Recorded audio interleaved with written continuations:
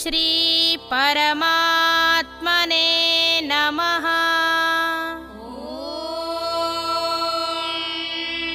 श्री परमात्मने नमः। श्रीमद्भगवद्गीता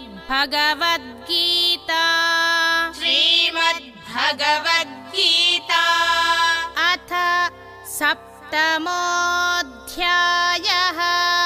अथ सप्तमोऽध्यायः।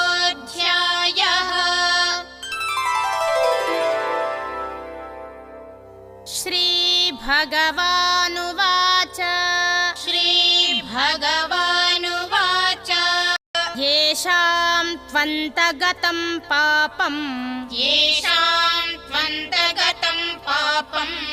जनानां पुण्यकर्मणां ते द्वन्द्वमोहनिर्मुक्ता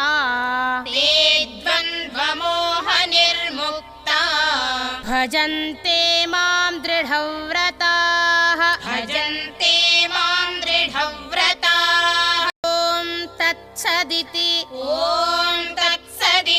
श्रीमद्भगवद्गीतासु उपनिषत्सु ब्रह्मविद्यायां योगशास्त्रे श्रीकृष्णार्जुनसंवादे